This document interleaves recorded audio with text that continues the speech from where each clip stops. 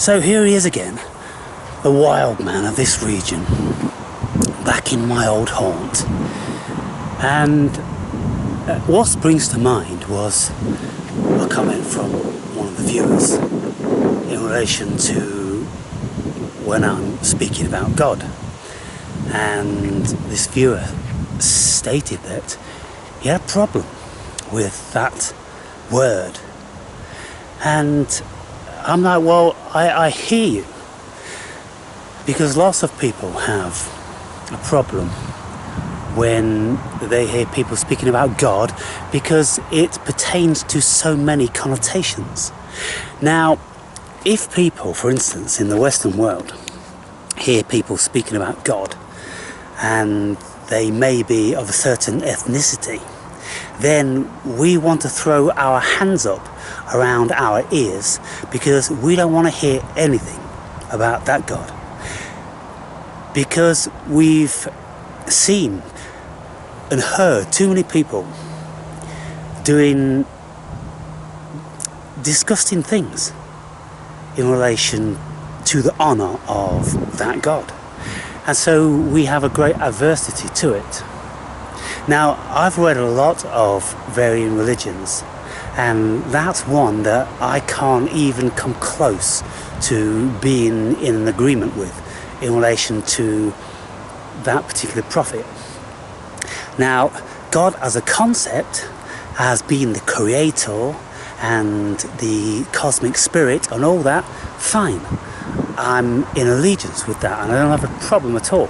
But it's down to interpretation, isn't it? So I just want to make it plain with you guys where I'm coming from when I speak about God. Now, on a day like today, there isn't any question where God is.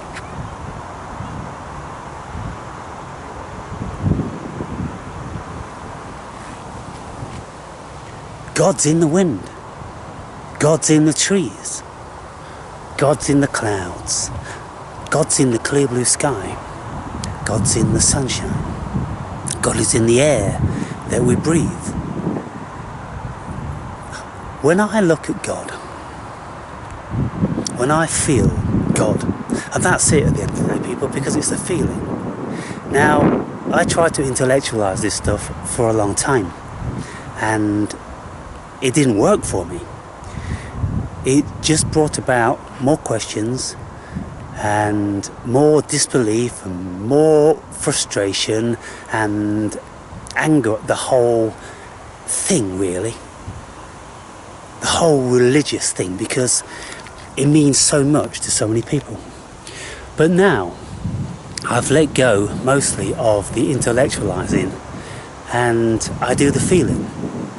And the feeling that I have is a feeling over and above the feeling of the human being, the feeling of me, Aaron, the body. The feeling is cosmic, and it's cosmic consciousness which expands to the extremities of the cosmos. That's what I am now. That's what I feel myself as being.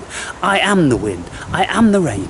I am the sunshine. I am the stardust. We're all this stuff. The universe is one. We're constructed. The constituents of the universe are the same. And they pertain to all things.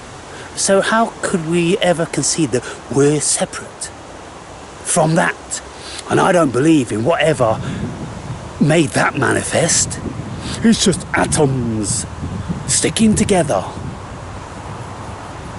That doesn't make any sense at all. I mean, we can have atoms, we can have quantum physics and all the rest of it, fine. But behind that, there needs to be something more. Now, if the universe took 13.8 billion years to get to this particular state, and the human being in their infinite wisdom and egotism consider that they know what this is about, don't you think that that's very ridiculous? It's not even a little bit ridiculous. It's super, super obnoxiously ridiculous. We don't know anything. And the pure fact of it is, the greatest thing, which is the constituent here, which holds everything together as far as the human beings are concerned, is consciousness. And there isn't a single person that's ever lived that knows what that is. And so I rest my case until scientists can come up with something when they know for sure what consciousness is, and if it derives out of microtubules in the brain or whatever, then okay, on the close inspection, if it turns out to be irrefutable, then I'll have to reconsider. But I don't think that's ever going to happen. And so I'll stick with what I think the world is, what I think I am, and what I think the cosmos consists of. And whether you consider it to be a man in the sky of a certain variety, whether you consider it to be an energy, whether you consider it to be just an ism, we all have an idea of what God is. And that's the wonderful thing about the human race, because we're so individualistic. So what I'm saying is that for me, at this particular stage in my journey, I feel, and everything about this world and my existence feels something more these days. More than it used to, let's say, most certainly 10 years ago. And very different to what it felt like 5 years ago. And increasingly more and more different with each year that goes by. Because something happens when we engage in meditation. And all the gurus have been speaking about it forever.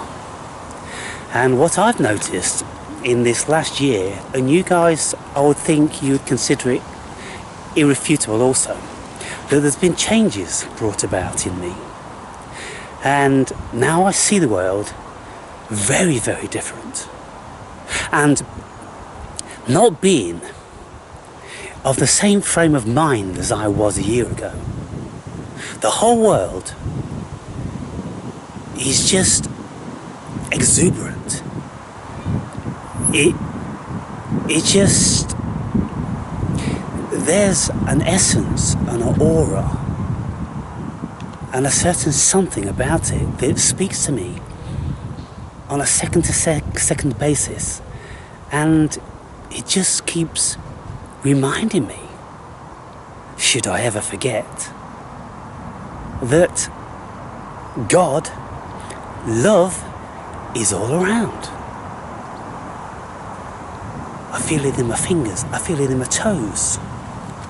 The love is all around us. And that's it. Because outside of the ego, there's nothing that we should really be in objection about. It's the ego that presents all these problems to us about diversity and any number of things that we could feel annoyed about. But when we set the ego aside, which we do via meditation, then we find that there isn't anything to have an issue with. There's just the stillness, the calm and the bliss. And the more we detach ourselves from the things that we could potentially find annoying, i.e. the human being, then we only have the natural world to contend with. And the natural world is stunningly beautiful beyond measure. How could anybody have a problem with the shimmering of the leaves, with the blowing of the clouds, with the coolness or the warmness of the wind, with the rain, the snow and the hail and the sleet? We may not find it convenient. We may even have a little bit of an issue with the coldness if we're not dressed appropriately. But how Otherwise, could we have a problem with it? The world is doing what the world does. And it's all required and it's all beautiful. And so we all know that when we are in certain frames of mind, we can find the rain incredible, and we just want to run out in it and get soaking wet and splash around and enjoy just being a part of it. The only reasons we don't want to ever be a part of it is due to the inconvenience factor. Oh, I don't want to get wet. Really? So you're going to detach yourself from that happenstance for the rest of your lives because you don't want your clothes to get wet? Well, I would suggest one day you throw that into the wind and you just go out.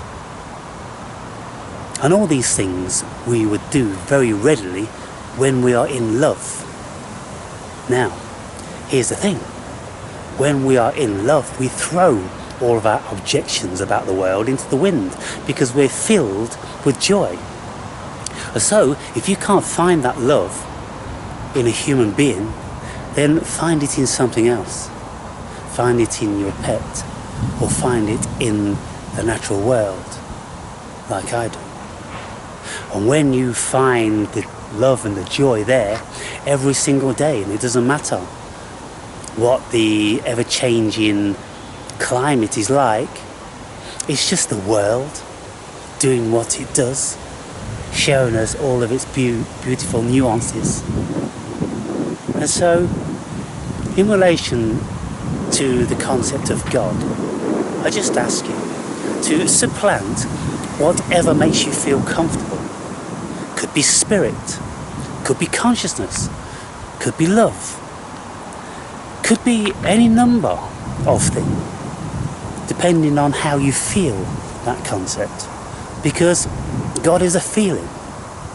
And so I feel God with its majesty, with the miracle, with the unfathomable nature of it. Every single thing about this natural world I can't comprehend. It's vastly over and above my intellect. And so therefore I just look at it in awe. And when you look at things in awe, then how can you fail not to respect it and to see its majesty and its charm? So anyway, I made this video to clarify where I am when I mention God. It's just a concept which is readily perceived by people to mean, for all intents and purposes of that concept, a creator.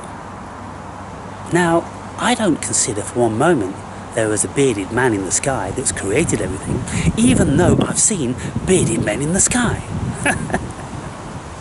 I've seen Socratean type people with Greek robes reclining in the clouds as if Michelangelo painted them out of cloud dust himself. And they had an aura of majesty. And I swear, this is where a lot of the concept of the Hebrew God comes from.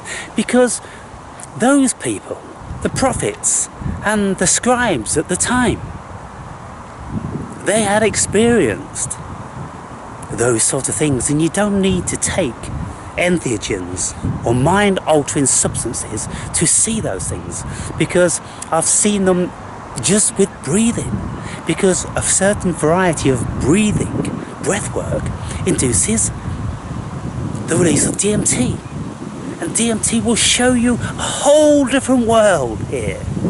Your ego dissipates in an instant, and all there is the world.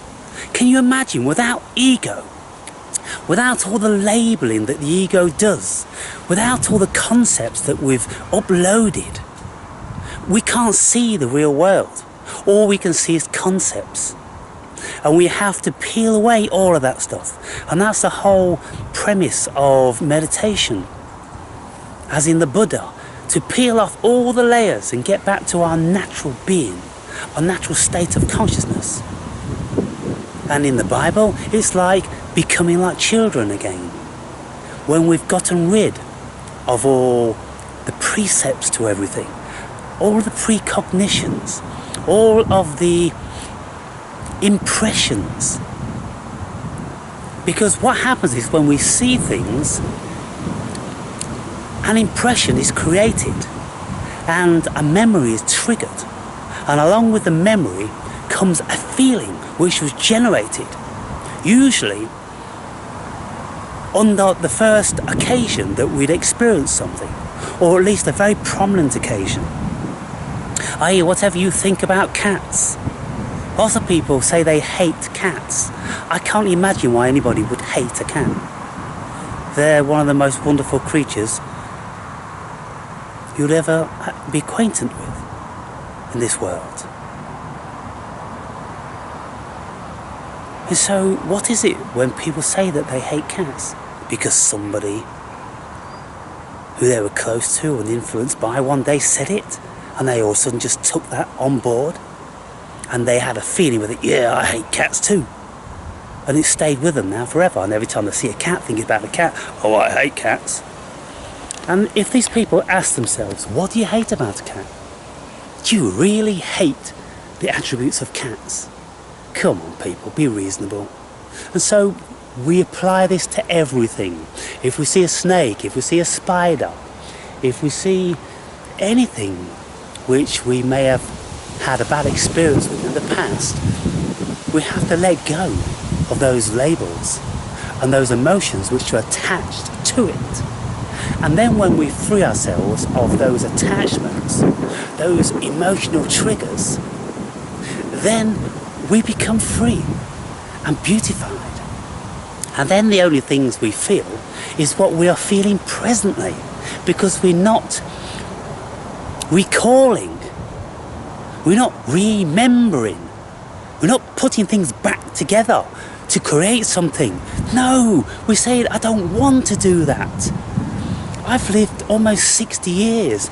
I don't want to keep reproducing the images and impressions that I made throughout my life. I'm starting again. I'm born again. I'm what's called the second time born. Now, some facets of religion, Christianity, they all say born again Christians.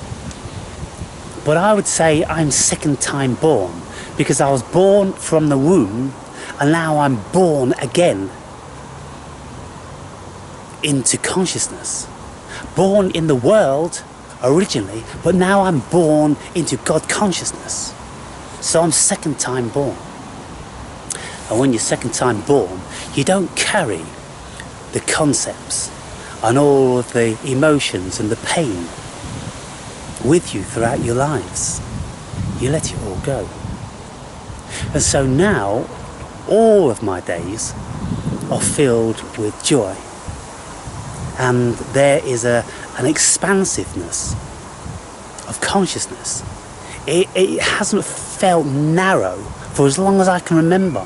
I don't know whether I ever had a narrow state of consciousness. But one thing for sure, that it's been expanding ever since the first day I started to meditate. And so now I meditate twice a day usually. And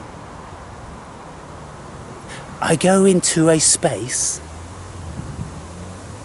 of nothingness,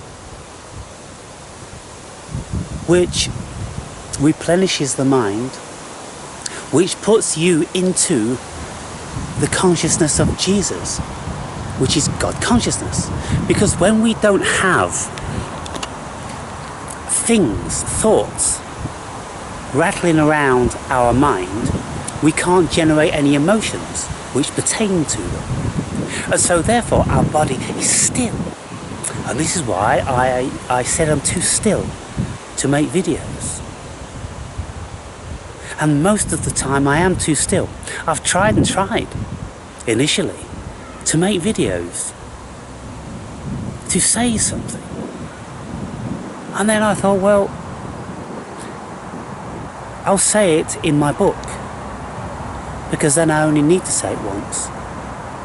And so I make these videos to point you towards the book, because the book, for me, is exceedingly important. It's absolutely chock-a-block with wisdom and experience, first-hand experience, from a would-be philosopher, a would-be psychoanalyst, a would-be spiritualist. It's been compiled by a broad state of consciousness and hopefully a very open mind. And I've looked at what all of these experiences have meant to me and what they've felt like, and ultimately what I feel like now.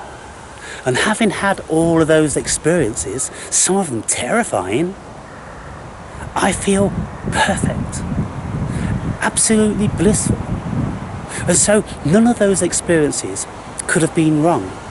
And I don't carry the weight of the terror of almost dying on Mount Kilimanjaro. I don't carry the weight of the terror of when I went to hell for 18 hours. I don't carry the terror of when I was shot in my bed, or any other number of things that disturbed me throughout my life. I've let it all go. And so in this book I speak about many things, and I've not even scratched the surface of what I want to say. Ultimately, I'm going to be broaching Buddhism. I'm going to be broaching the Bhagavad Gita.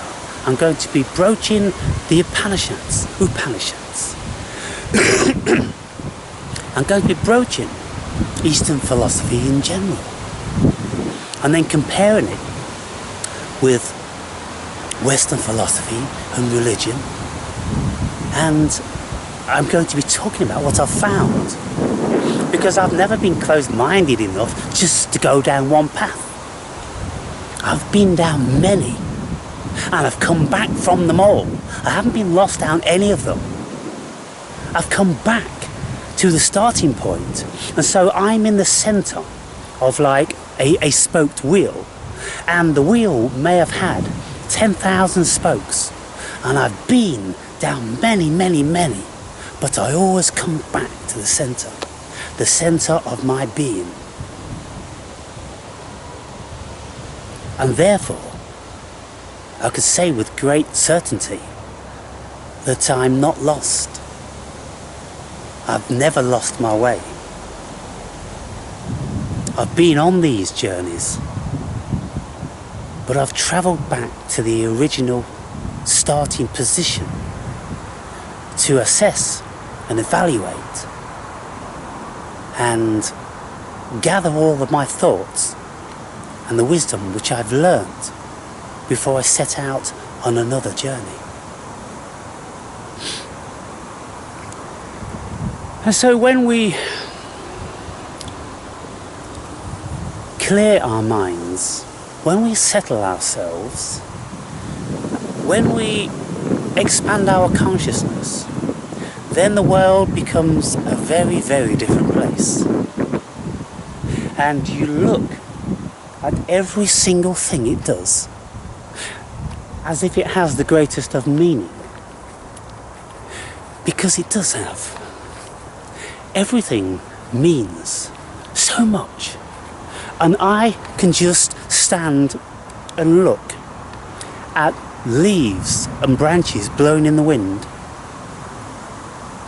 for hours, and be in the presence of trees, listening to them, watching how they shimmer and shift around and dance and express themselves.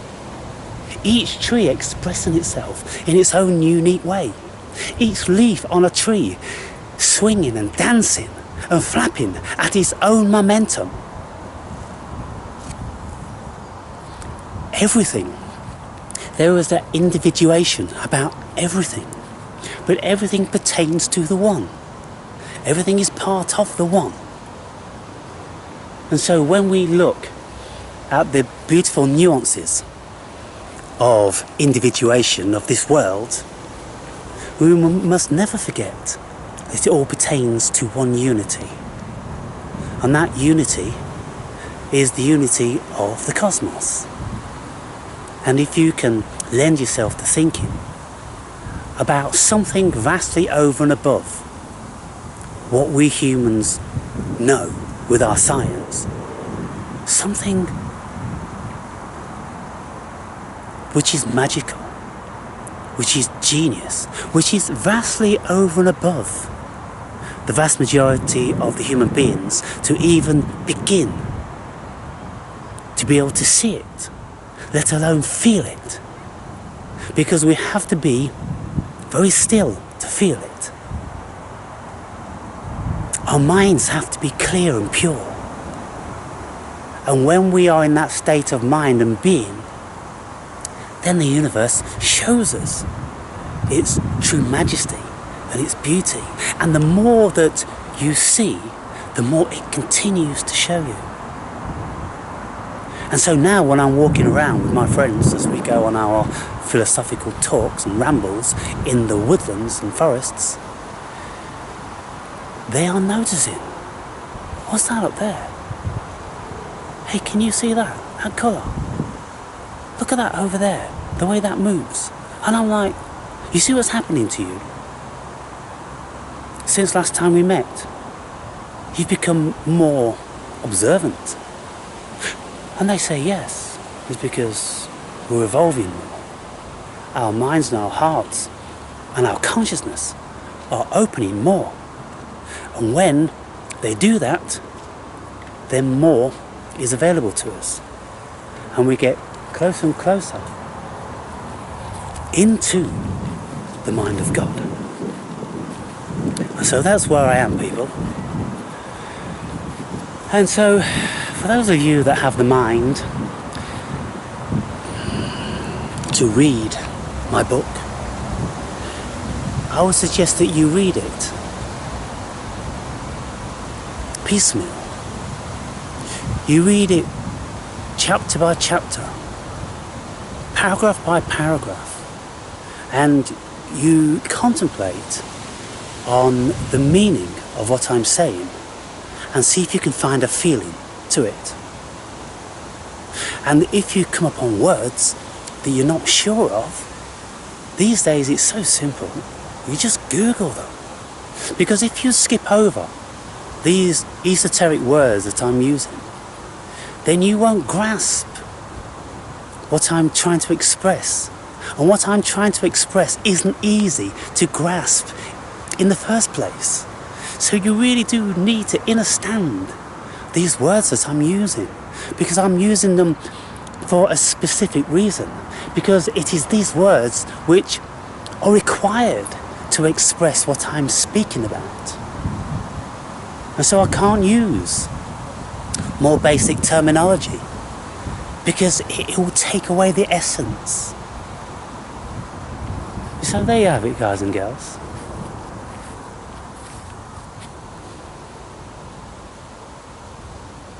You just open your minds and your hearts, and you'll see. If you just do what I'm doing, you go alone for nature walks, and you try not to think, and you just look. And every time you come upon a bush or a tree or a flower, look closely. And every single time you'll do that, you'll say to yourselves, oh my God, I never knew that there was such an experience for me to have had, because you never took the time. But as soon as you do, the universe loves that, and it will take you deeper and deeper, until in the end you end up like me.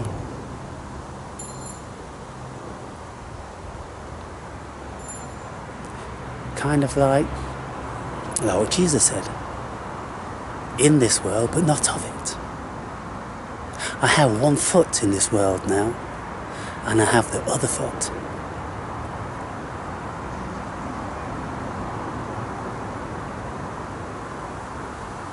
I don't know where.